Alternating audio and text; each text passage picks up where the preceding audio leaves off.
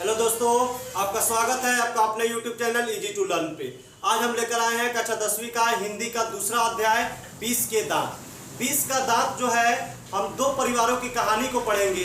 एक परिवार है उच्च वर्ग का परिवार जो सेन साहब का परिवार है, और दूसरा परिवार है निम्न वर्ग का परिवार जो सेन साहब का ही एक किरानी है और उसका नाम है गिरधर लाल। इन दोनों के परिवारों के बारे में जो कहानी पढ़ेंगे उसी को 20 के दांत में बताया गया है। और इन्हीं दोनों कहानियों के माध्यम से मध्यम वर्ग की जो अंतर्विरोध है, जो यहाँ पे सामाजिक भेदभाव होता है, लिंग भेद जो होता है, उसी के बारे में हम लोग जानेंगे।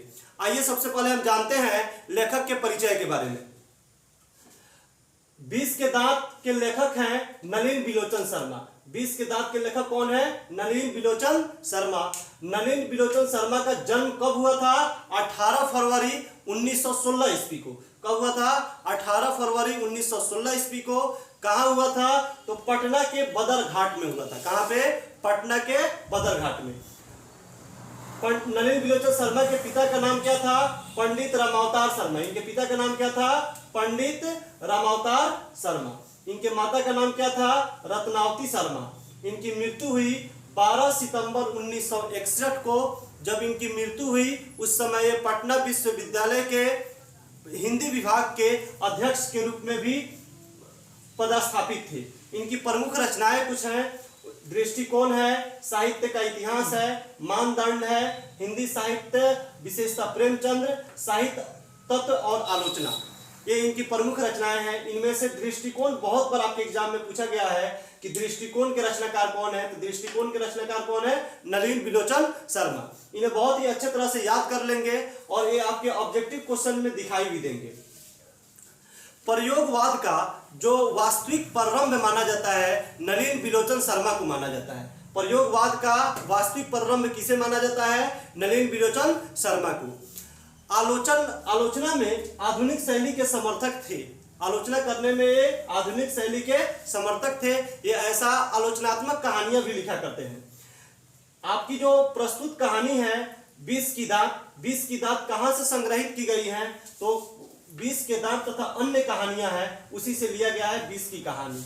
यह कहानी मध्यम वर्ग के अंतर्विरोधों को उजागर करती है। इस कहानी में क्या क्या हम सीखेंगे? तो यह कहानी सामाजिक भेदभाव के बारे में बताती है, लिंग भेद के बारे में बताती है, आक्रामक स्वार्थ की छाया में पलते हुए प्यार दुलार के कुपरिणामों को उभरती हुई सामाजिक समानता और मानवाधिकार की महत्वपूर्ण वानगी पेश करती है। पाठ का परिचय अब देखेंगे तो सबसे पहले हम उच्च वर्ग का जो परिवार है इस कहानी में, वो सेन साहब का परिवार है, उनके बारे में जानते हैं।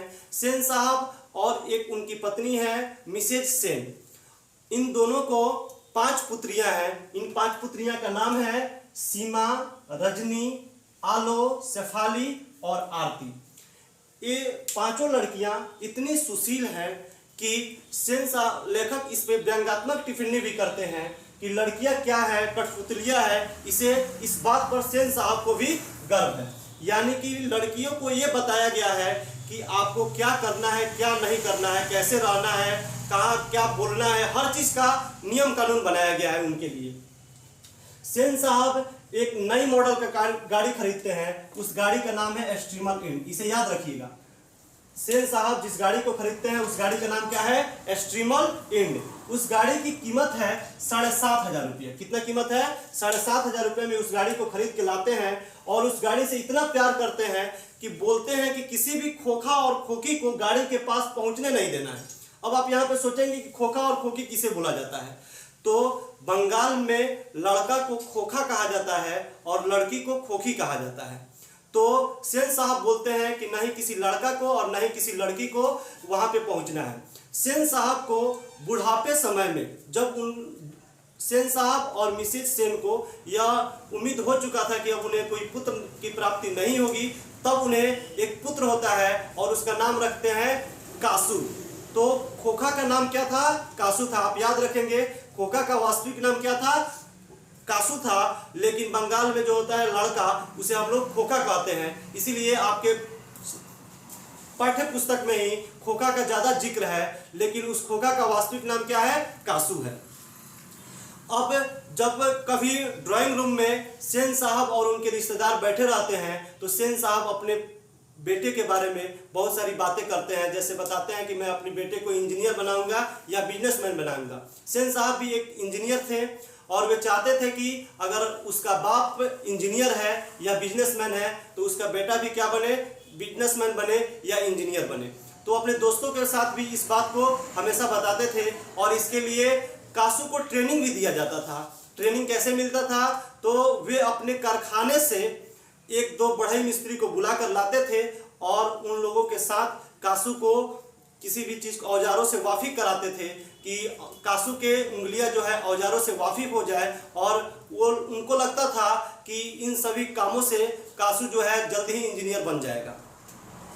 अब आते हैं दूसरी कहानी की तरफ। तो कहानी का दूसरा जो पक्ष है वो सेन साहब का एक किरानी है जिसका नाम है गिरधर लाल, और गिरधर लाल का एक पुत्र है जिसका नाम है मदन। मदन और कासू के बीच ही पूरी कहानी इर्द गिर्द इसी के इर्द गिर्द घूमती रहती है। तो आइए अब इसके बीच में हम जानते हैं। एक दिन का बात है कि सेन साहब अपने रिश्तेदारों के साथ बैठ के कुछ बातें कर रहे थे। उसमें एक रिश्तेदार जो थे वे अखबार मतलब न्यूज़पेपर वाले थे, अखबार वाले थे, ठीक है। तो अखबार वाले का जो बेटा था वो कासू से छोटा था और बड़ा ही समझदार था।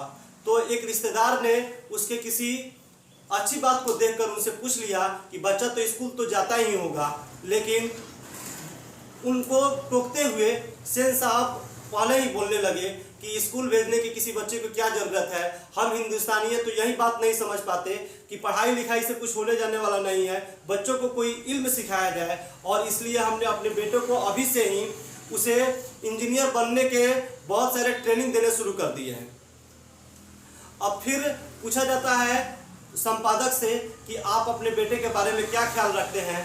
तो संपादक बोलते हैं कि मेरा बेटा जेंटलमैन जरूर बने, जो कुछ भी बने उसे पूरी आज़ादी रहेगी। इस बात को सुनकर सेन साहब ऐंठ कर रह जाते हैं कि ये कैसा जवाब दे दिए।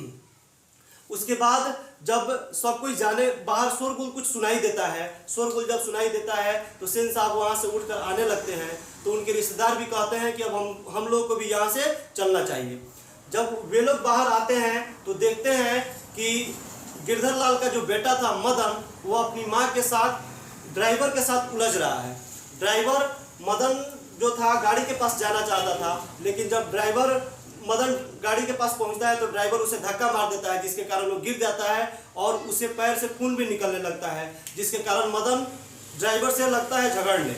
अब ये बात जब देखते हैं सेन साहब तो उन्हें बहुत ही गुस्सा आता है, पर अपने रिश्तेदारों के सामने वो अपने गुस्से को कंट्रोल करते हैं और मदन को बोलते हैं कि उसकी मम्मी को बोलते हैं कि मदन को यहाँ से लेके चले जाइए। जब सारे रिश्तेदार जाने लगते हैं उसी क्रम में कासू क्या करता है, कार के हेडलाइट को फोड़ देता है। जब कार के हेडलाइट को फोड़ देता है तो सेन साहब जाते हैं और उसे उठा कर लाते हैं और कहते हैं कि देखिए मेरा बेटा अभी से ही कितना इंजीनियरिंग का काम देखना चाहता है कि इस हेडलाइट के पीछे कौन सा बल्ब लगा हुआ था, ये देखने के लिए इसने हेडलाइट को फोड़ दिया। तो सारे रिश्तेदार बहुत ही आश्चर्यचकित से सेन साहब को देखते हैं कि देखिए अपने बच्चे को किस तरह से पक्षपात कर रहे हैं। फिर जैसे ही वो लोग आगे बढ़ते हैं तो और लोग अपने गाड़ी से चले जाते हैं, लेकिन एक रिश्तेदार देखते हैं कि उनकी गाड़ी की हवा निकाल दी गई है। और हवा निकाला कौन है, तो काशी ही निकाला है। फिर उसके पक्ष में वो तर्क देते हैं कि अभी अभी कासू ने सीखा है कि हवा टायर से हवा कैसे निकालते हैं, इसीलिए उसने प्रयोग भी करना शुरू कर दिया है। देखिए ये लड़का कितना जल्दी होनहार है कि अपने जो सीख रहा है उसका इम्प्लीमेंटेशन भी करना शुरू कर दे रहा है। वो फिर उसके बाद ड्राइवर उसमें हवा कसता है और रिश्तेदार अपने घर चले जाते हैं। एक दिन की बात है। अब फिर क्या करते हैं, सेन साहब बुला के लाते हैं, गिरधर लाल को फरमान भेजते हैं कि गिरधर लाल को बुलाया जाए। गिरधर लाल आते हैं और गिरधर लाल सर झुका के उनके सामने खड़े हो जाते हैं। तो उनको बोलते हैं कि अपने बेटे को तुम समझाओ, तुम्हारा बेटा बहुत ही बदमाश होते जा रहा है और मेरे सामने भी ये ड्राइवर से उलझ रहा था। तो अगर अभी नहीं समझाओगे तो ऐसे ही लड़के आगे चलकर गुंडे, चोर, बदमाश, मवाली बन जाते हैं। फिर वहाँ से गिरधर लाल चला आता है और अपने बेटे मदन को बहुत ही मारता है। ऐसा नहीं है कि मदन को गिरधर लाल प्यार नहीं करता है, वह अपने बेटों को बहुत प्यार करता है, लेकिन उसे अपना जॉब बचाना है, अपनी नौकरी बचानी है, इसी के कारण से वो मदन को बहुत पीटता भी है। अब मदन जान जाता है कि उसी गाड़ी के कारण से हमें पीटा गया है। अब एक दिन की बात है कि कासू अपने घर से निकल के गली में जाता है, जहां मदन और उसके कुछ गांव के दोस्त जो है वे लट्टू खेलते हैं। अब कासू को भी मन करता है कि हम लट्टू खेल पाएं। लेखक इसकी तुलना करता है कि जैसे हंस कौवे के जामात में शामिल होने के लिए ललक जाता है, उसी प्रकार से कासू भी उन बच्चों के साथ लट्टू खेलने के लिए पूरा उतावला हो जाता है और बड़े ही रौब ढंग से उसे बोलता है कि मदन तुम लट्टू दो। इस पर मदन को बहुत ही गुस्सा आता है और बोलता है कि जाओ तुम अपने बाप के कार जो है उसी के साथ खेलना। अब इस पे कासू को भी गुस्सा आ जाता है और कासू मदन को एक मुक्का मार देता है। जैसे ही एक मुक्का मारता है तो अब मदन भी उसके साथ झगड़ा करने लगता है और उसके सारे दोस्त लोग जो हैं अलग हट के उस युद्ध को देखने लगते हैं। जो लेखक इस युद्ध को द्वंद्व युद्ध का संज्ञा दे रहे हैं और कहते हैं कि इस युद्ध को देखने लगते हैं।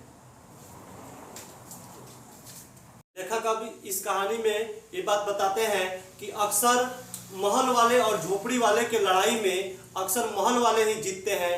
क्यों? क्योंकि झोपड़ी वाले अपने ही खिलाफ महल वाले की मदद करते हैं। लेकिन ये जो बच्चे थे मदन के दोस्त, ये तो इस बात से अनजान थे कि हमें किनका हेल्प करना चाहिए और किनका हेल्प नहीं करना चाहिए। वे तो अपने लीडर यानी कि उन सभी बच्चों का लीडर मदन था, इसलिए वे मदन का ही हेल्प करते हैं। अब मदन क्या करता है, कासू को बहुत ही जोरदार पिटाई कर देता है, जिससे उसके दो दांत टूट जाते हैं। यहाँ पे दो दांत का मतलब है कि कासू का एक घमंड का भी दांत तोड़ देता है। कासू के घमंड का भी दांत तोड़ देता है मदन। अब मदन वहां से रोता हुआ अपने घर चला आता है। मदन जब अपने घर आता है, कासू जब अपने घर आता है, अपने पिता से शिकायत करता है। उसके बाद उसके सेन साहब गिरधर लाल को उसके नौकरी से निकाल देते हैं। अब मदन कहता है कि घर जाए तो कैसे जाए, आज तो बहुत पिटाई होने वाली है। ऐसा बात है, मदन हर बार पिटता है अपने पिता के हाथों से, लेकिन उसे आभास था कि आज पहले के कुछ ज़्यादा पिटाई होगा।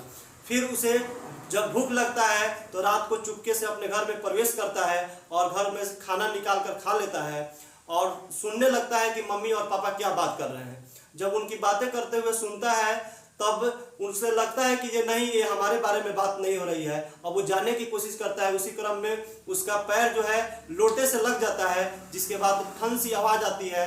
उसके बाद गिरधर लाल और उसकी पत्नी बाहर आ जाते हैं।